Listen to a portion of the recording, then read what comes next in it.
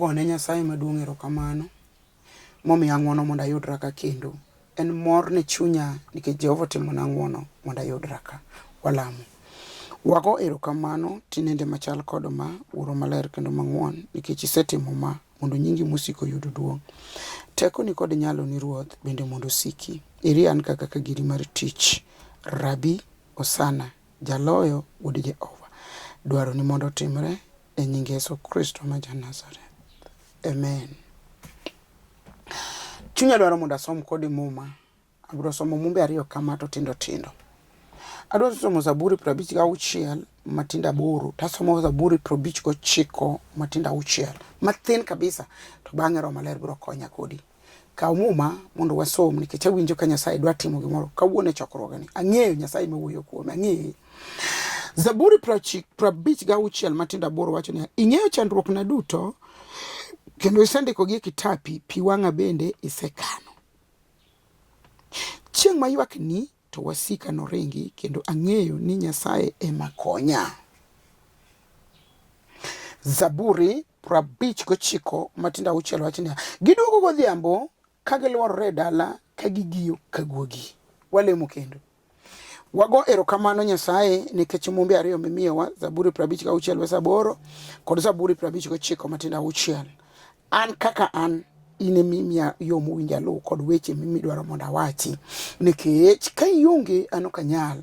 Kendo ineno Nyasaye ine wuon weche te. Injili midwa yal ni mamari Ruoth. Jowinjo gi magi joneno gi magi chandruok gi magi. Nyasaye maduong' itim ono. Nyingi musiko yudo duong' e remb Yesu Kristo ja Nazareth. Hallelujah. Nyasaye mondo gwedhi ndiko tinende machal kod ma. Muma ma wasomo mokwongo wacho niya, iseng'eyo chandruogena duto kendo isendikogi e kitapi. E kinde ma aywak ni to wasika ringo meke. Mano wach mamoro chunya seriously. Kendo ne wach no keta an mawuoyo kodi ni anyalo ywak nikech kare aywak ne Nyasaye. To wasika ringo meke. Tiende ni ka ok aywak to wasigu bira. Yani pi wang'a cha kelo mbi moro, teko moro.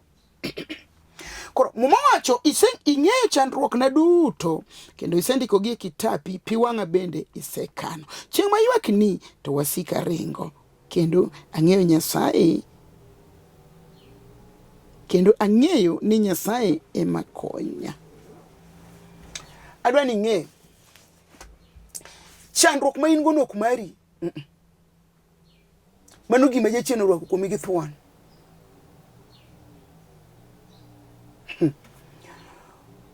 Ineno lweny magoyi nok mari.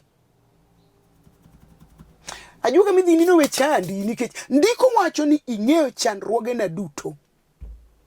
Adwaro mondo ing'e ni kata bed ni nindo to wasiki manyi to Nyasaye ong'eyo chandruogeni te. Adwa ni ing'e kod ywayi manie mbofwa. To Nyasaye ong'eyo chandruogeni te, nyaka ywachna ong'eye ni ywayi. Awacho niya, kata kidhi ne ajuoga mondo ng'adi kiyo e tho, gimosemoni tho nikech kiyo to seng'adi mang'eny, to gimosemoni tho, Nyasaye lal gi tipo ni e kiyo nikech Jehova ong'eyo chandruogeni duto. Oseorni thuonde mondo kai, ok nyal chopo. Inyalo wuotho nyaka gotieno ka wasiki to dero ni gik moko mondo negi. Ok inyal negi. Nang'o? Nyasaye ong'eyo chandruogeni duto. Wasom. Ing'eyo chandruogena duto kendo isendiko e kitabu. Denia, sama Nyasaye oseng'eyo chandruokni to ndiko. Koro sama osendiko chandruogi to ka chandruok biro to dok e kitabu. Ne adwa ni ng'e ni Nyasaye ok en dhano. Be ok ochal kaka ichal, be ok okan buge mondike. Akweri, buge no siko kama. Ondike muma mar ngeche. Ondike muma mar Isaya. Ne asegori tatelweta. Tiende ni kama Nyasaye ondike chandruoge wa enena tatelwete. Kendo oinga ni nene wang'a pile, tonga wang'a pile ka pile. Excuse me. Tiende ni Nyasaye ondiko chandruogi go. To nene wang'e seche te. Gima Nyasaye ondiko chandruogi ko kan ka nyathi ma sikul to kano buke bag. Winji, ing'eyo chandruogena duto kendo isendikogi e kitapi. Tiende ni chandruogi Nyasaye ong'eyo kendo ndike kitabu. An kaka Nereah inyalo nyisa chandruogi to wiya wil nikech gik mipong'o wiya ng'eny. An wiya ok chal gi mar Nyasaye, wiya nigi memory ne, nitie kama memory mar wiya ogike. Koro wiya nyalo wil. To Nyasaye wiye ok wil. Kendo kowacho nondiko to ndiko adier. Aniti chandruoge moko mapopa kowuok oweya kakia kaka wen kech na limit awene Nyasaye ndike kitabu.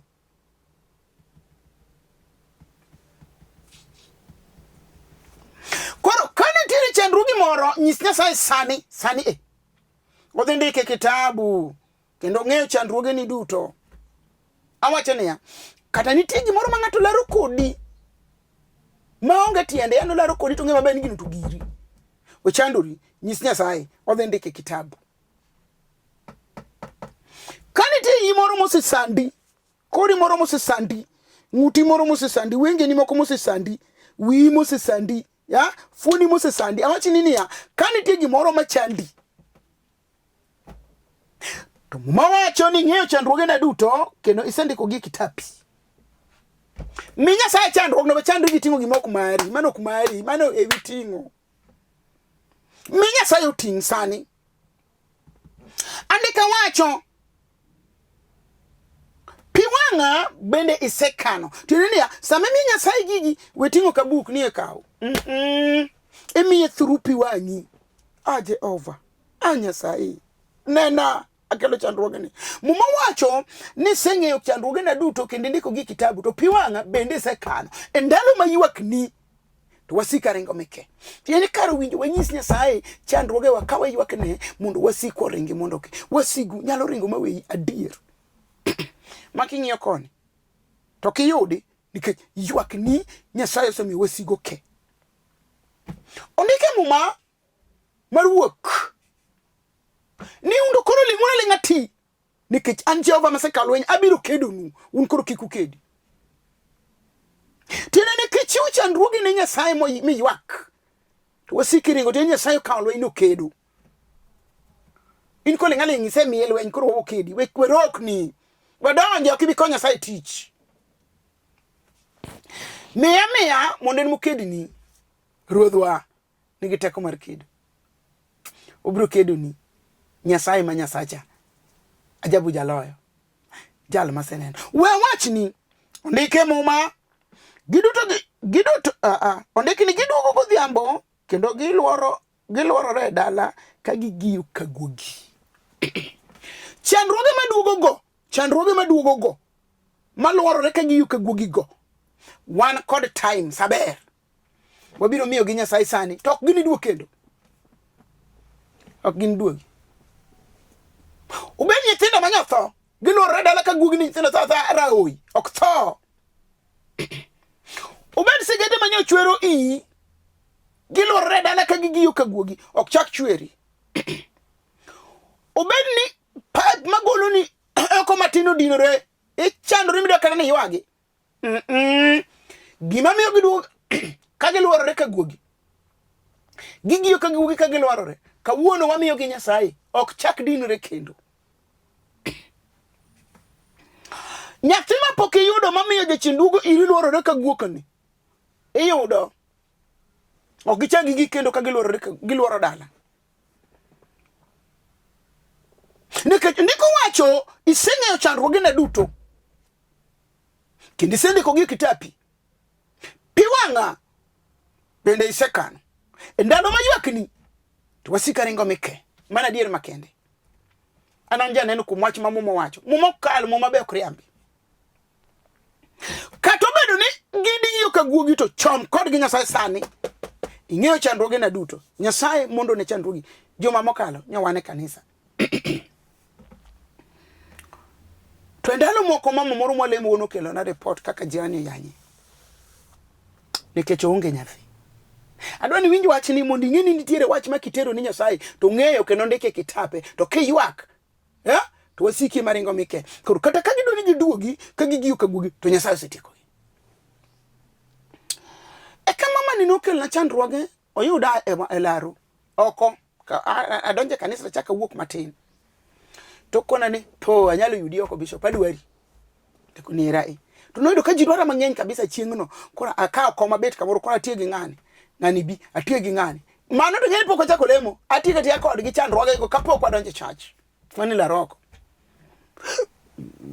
to mama ni ko biro kwani adwari kapok adonje kanisa anze ni watie gi jali anka ko wuok e community bedi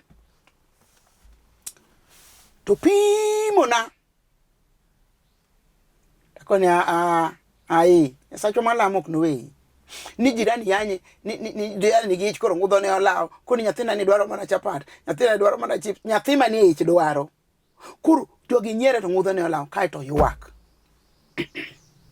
to ko bire kanisa to pimona en mago yoma odwa lemo sani engimana an gik ma oyuma ka heroga ana ng'eyo Nyasaye machiel kende pok no wolokore to tima dier molemo kode to dhi kanisa to ka wadonje kanisa ka injilo rumo to mama ni nogol ni jochiende adier eji chino wacho gima nodwaro en dako manotedo ne dichuo machiege osetho to chiege manotho ni nowe nyathi achiel manyako koro wacho ni jachino kete ogo nyathini makapokre muchwe nyathi dhako wadgi manotho kapokre muchwe to koywe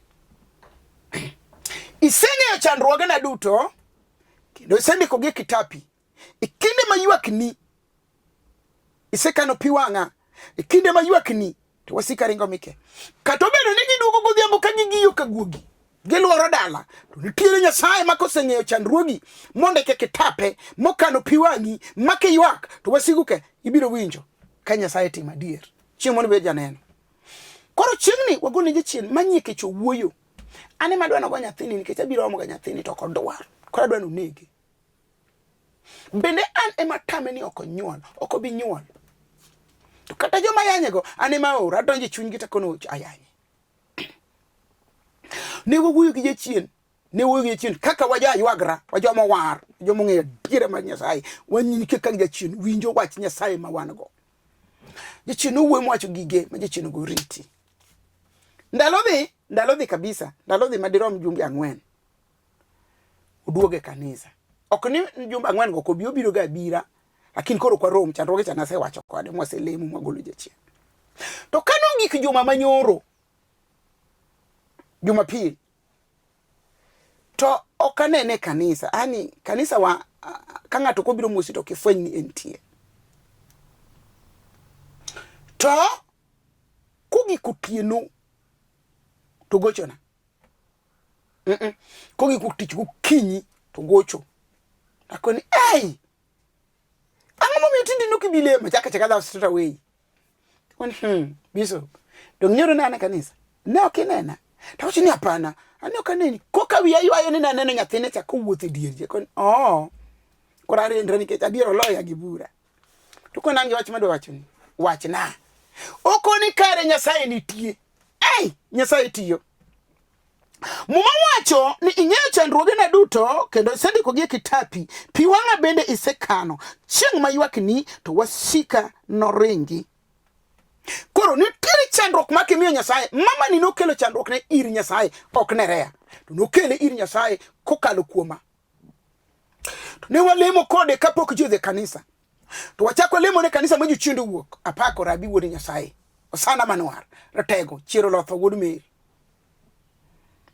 giduogo godhiambo ka giluorore dala ka gigiyo ka guogi jachien nyalo duogo mono reko giyo ka guogo koni ma amako ngi amako ngi ok nonyuol ka Nyasaye osekano pi wang'a ma Nyasaye ndiko chandruoga kitabu okachanda gi jochindi miduogo godhiambo nikech ok biyudo nafas mar duogo ok oduogi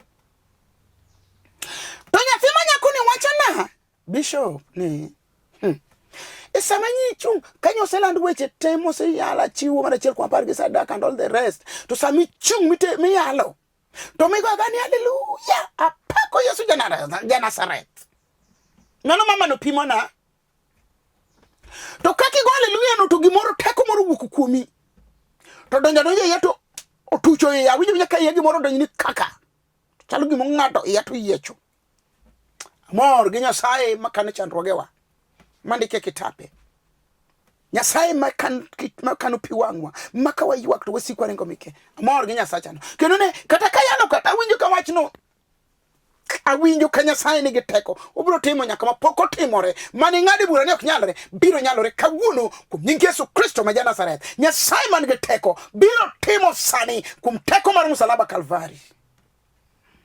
To kone sama gino donje iye to iye chako ng'adore, iye ni ng'adore mon kako tim onge injili bende donjo gini medo kaka medo yalo kaka gini medo ng'ado iye. Koro kone gino ng'ado iye mukulo wiye piny mako iye to ok nyalre. To gino tema kamano matieko yalo. To kale morumo kowuok mondo dhi ode to idho mtoka.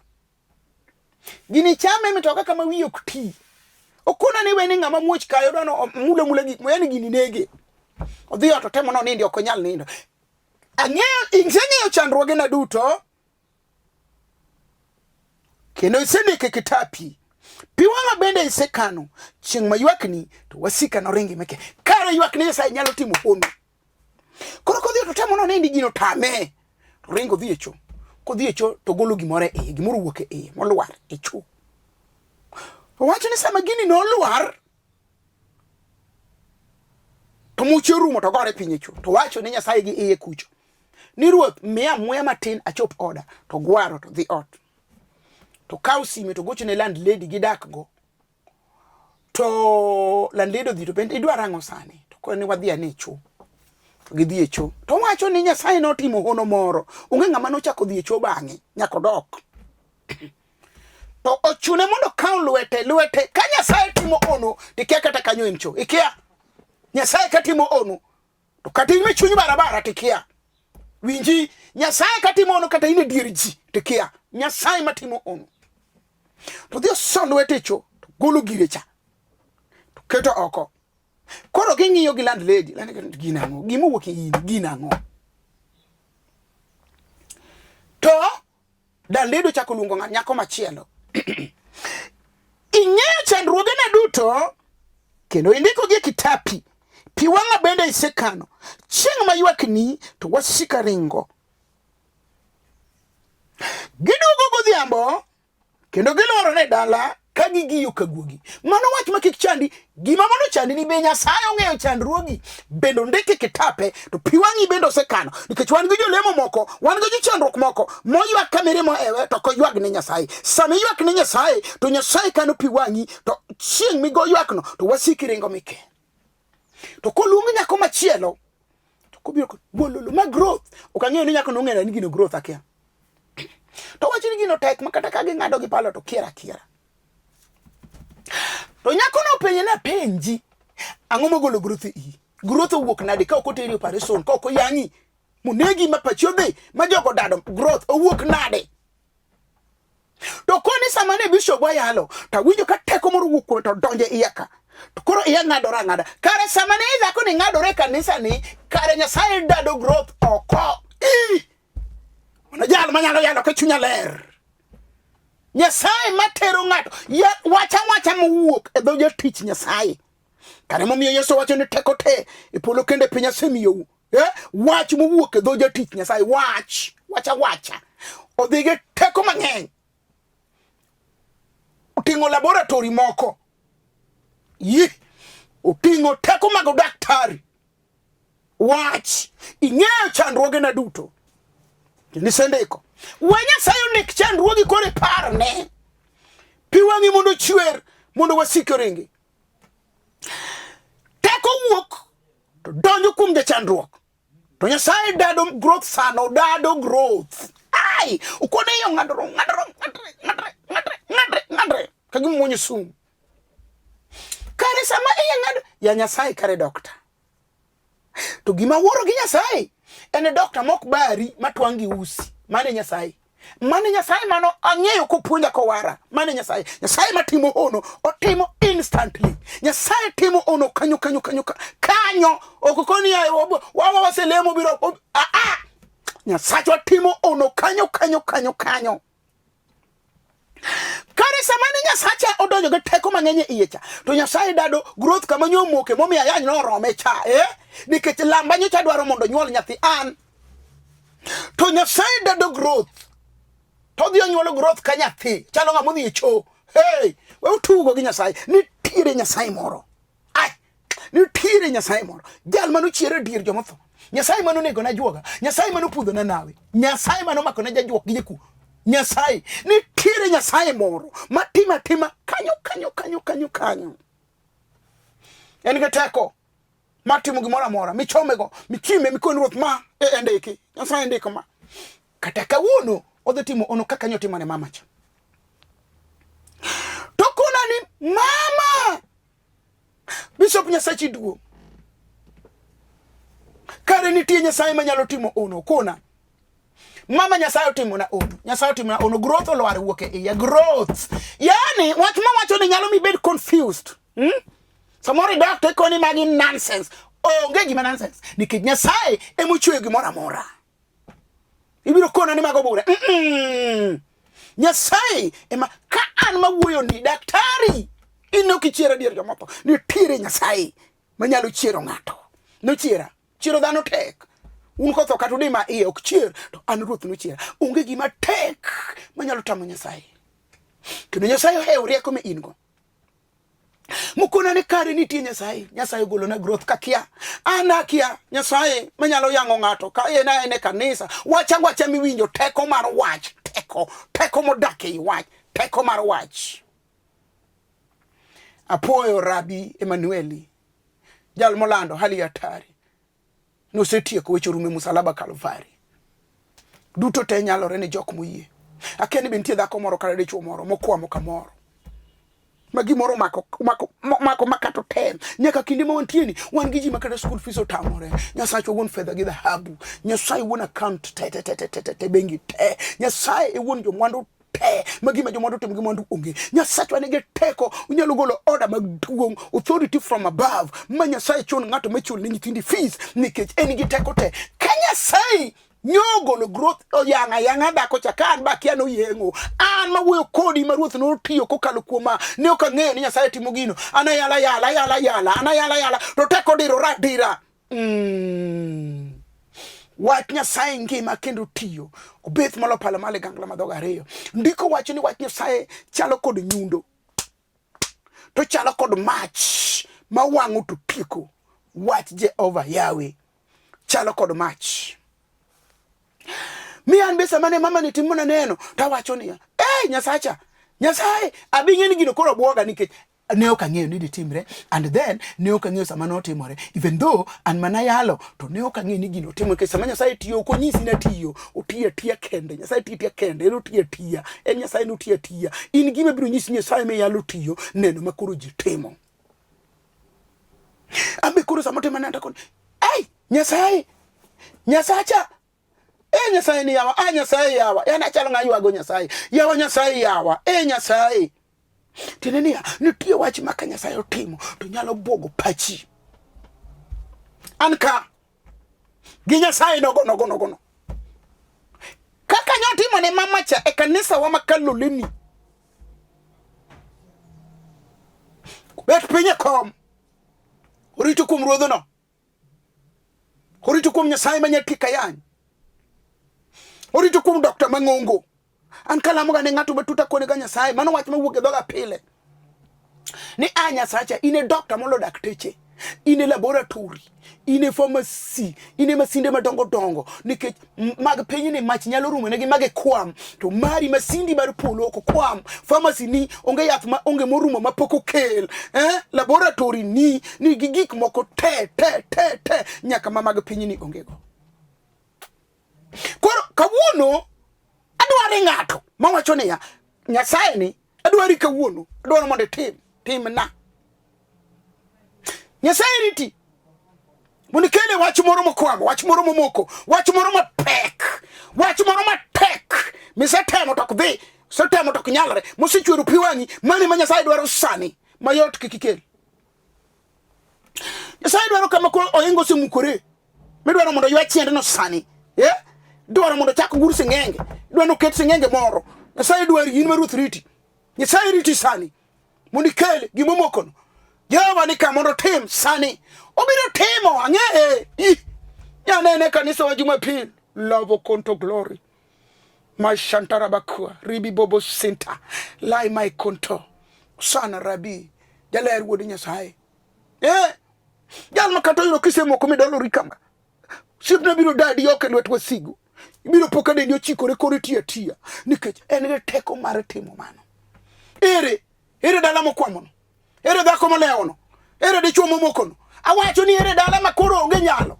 Awacho ni ya kanye. Nyathi marura ma jachieno rano gi njaga ke kongono ikure. Machodo wito no ne kanye. Ot manyuta migero no kelwa. Nikech wan gi teko mar Nyasaye. Nyasaye ni gi teko mar timo ono. Ere. Jal mose gomba go dalo tame goyo in kure. Jagroth ni kanye. Nyasaye nyotimo ono. Motimo paswaji. Mogolo growth. Mano wach malich ni chunya. Makata katime neno. Okatim neno ka ng'iyo ng'eya. Be okatim neno ka luor. Be okatim neno ka ngi question mark. Atimo neno kuom gima Nyasaye timo. Nikech Paulo wacho. Nabiro timo neno kuom gik moko duto ma Nyasaye timo. E chakruoge ne duto. Abiro timo neno. Podi mano chakruok mar weche. Kore ka Ruoth timo gik madongo sani. Nyaka chakruok mantie kawuono ni Nyasaye dwa timo ne ng'ato gimoro ma pok notimore. Ndike mo mar wuok. Niwinji. Asechako timo gimoro ma ono. Nyasaye wacho. Abiro timo gima buogo piny. Ndike Isaya. Ni koro chunyu we paro gik machon. Asechako timo gima nyien. Be unene. Nyasaye nyogolo growth. Mama mawalemogo.